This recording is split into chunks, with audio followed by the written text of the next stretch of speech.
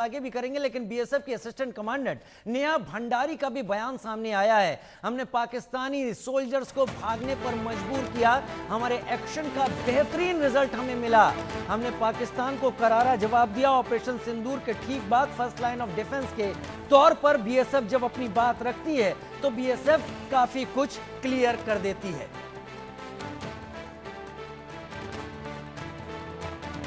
Flat trajectory, high trajectory, हर तरीके के weapon से उन पे फायर किया, उनके मोर्चों पे फायर किया, उनके सर्विलेंस इक्विपमेंट पे फायर किया है, उन पे फायर किया जिससे वो भागने पे मजबूर हो गए। कितना एक महिला जो बटालियन है हमारी, उन्होंने एक मुंह तोड़ जवाब दिया पाकिस्तान को। जो मेरी महिला कार्मिक है, मैं ये कहूँगी कि जितना मेरी महिला कार्मिकों ने जिम्मेदारी निभाई है उतना ही मेरे पुरुष कार्मिकों ने भी जिम्मेदारी निभाई है। ये एक कोऑर्डिनेटेड एफर्ट था जिसमें सबने अपना भाग निभाया है। और हमने देखा कि पाकिस्तान रीजन्स तो भागते हुए नजर आए, जो वीडियो में भी दिख रहा है। जी बिल्कुल, जब उन पे इतना भारी एक्शन होगा तो वो भागेंगे। तो कितना एक जोश रहा कि एक कामयाबी मिली और उनको एक मुंह तोड़ जो जवाब दिया गया। जोश काफ़ी हाई था, मेरा ही नहीं मेरे हर ट्रूप का, और हमें बिल्कुल अच्छा लगा कि हमने जितने भी एक्शन लिए उसका हमें रिजल्ट मिला है।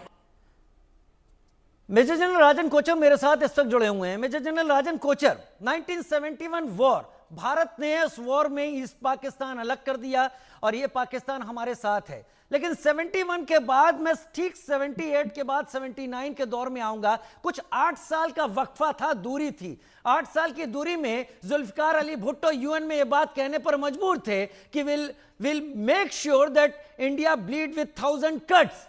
ये पाकिस्तान आज 2025 के बाद कितने दिनों बाद रिटेलिएट कर सकता है? आपका एक्सपीरियंस क्या कहता है? और दूसरी बात ये, हमें पता है कि Pakistan is at present licking their own wounds, लेकिन पाकिस्तान वापस आएगा एक आर्मी स्ट्रेटेजिस्ट के तौर पर। आपको क्या लगता है, क्या इस बार भी हम 3 दिन के बाद रुकना प्रेफर करेंगे, या इस बार हम कम से कम बलूचिस्तान के लोगों को जो उम्मीद है, सिंध के लोगों को जो उम्मीद है, पीओजेके को जो उम्मीद है, नॉर्थ वेस्ट फ्रंटियर प्रोविंस को जो उम्मीद है, और जो ईस्ट पंजाब के अंदर जो लोग इस वक्त पाकिस्तानी आर्मी का जुल्म सह रहे हैं, उन्हें जो उम्मीद है, क्या इस बार फिर रुक जाएंगे और वो क्या सॉल्यूशन होगा? मेजर जनरल राजन कोचर।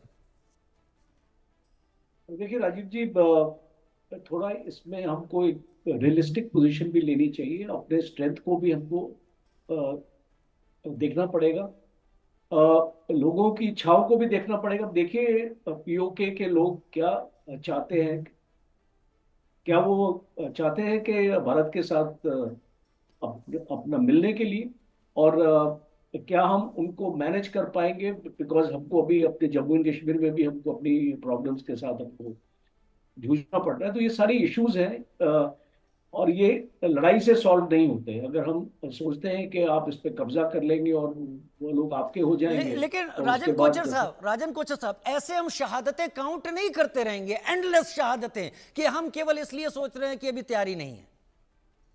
मैं आपको इसलिए बताता हूँ कि अब जब आपने मेरे से एक स्पेसिफिक सवाल पूछा है कि पाकिस्तान दोबारा से हिमाकत करेगा या हम पे हमला करेगा, अब मुझे कोई शक नहीं है मेरे असेसमेंट में कि ये हमला होगा, और ये पाकिस्तान की तरफ से मैं ज़्यादा उम्मीद रखता हूँ कि इस हमले की, क्योंकि जिस तरीके से पाकिस्तान तैयारी कर रहा है। देखिए मैं आपको एक एग्जांपल देता हूँ, 2 दिन पहले पाकिस्तान का बजट पास हुआ है। उस बजट में डिफेंस बजट को 18% बढ़ाया गया है। There is an increase of 18% in the defense budget, 2.5 lakh crore आपका जो डिफेंस बजट को दिया गया है। अब मैं इसको आईएमएफ के साथ भी लिंक करना चाहूंगा, क्योंकि आईएमएफ से भी इनको $7 बिलियन मिलने वाले हैं, और $1 बिलियन ऑलरेडी इनको मिल चुके हैं। और दूसरा ये है कि पाकिस्तान की सिचुएशन आप देखिए आज, debt to GDP ratio is 70%, 25 billion trade deficit था 2024 में। 3 महीने का इनका पास रिजर्व्स हैं खाली, जो इंपोर्ट रिजर्व्स हम बोलते हैं, फॉरेन रिजर्व्स बोलते हैं। तो जहां पे इतनी गुर्बत है इस देश में, आप फौज को 18% इंक्रीज कर रहे हो, आपके वहां पे इलेक्ट्रिसिटी नहीं है, आपके बट प्रोजेक्ट्स, आपके एक डैम है वहां पे, बट सर डैमर फिर भी है, इतने वो अनुभव के बाद डैम को आप ये चलाने के कहने लिए पर पैसा नहीं है। मजबूर हैं कि ये चीज होगी जरूर। मिर्जा साहब मेरे साथ इस वक्त जुड़े हुए हैं। मिर्जा साहब, मेरे पास अब समय कम है, लेकिन वो प्राइम मिनिस्टर मोदी ने एक बात कही, एक मैं लाइन ही आपके सामने रखूंगा, कांटा चुभता है तो पूरे बदन में दर्द होता है, और इसका मतलब ये नहीं होता कि दर्द की दवाई खा ली जाए, इसका मतलब होता है कांटे को निकाल दिया जाए। आप उम्मीद करते हैं कांटा निकलने से समस्याएं हल होंगी, और कांटा क्या पाकिस्तानी है? कांटा तो पाकिस्तान है, और पाकिस्तान के अंदर एक और कांटा जो पाकिस्तान के फौजी जर्नैल हैं। लेकिन मैं थोड़ा सा मेजर जनरल राजन कोचर जी की बात को पकड़ना चाहूँगा। वो उन्होंने ये कहा है कि हम पीओजेके के हवाले से कि पता नहीं वहाँ के लोग चाहते हैं कि नहीं चाहते हैं, और कश्मीर में भी हमें इश्यूज हैं। कश्मीर में तो इश्यूज बहुत हद तक मोदी जी ने 370 के बाद हल कर लिए हैं। ये जो वाकया पहलगाम में हुआ है, इसका कश्मीर से इतना ताल्लुक नहीं है जितना इसका ताल्लुक पाकिस्तान की तरफ से दहशतगर्दी से है।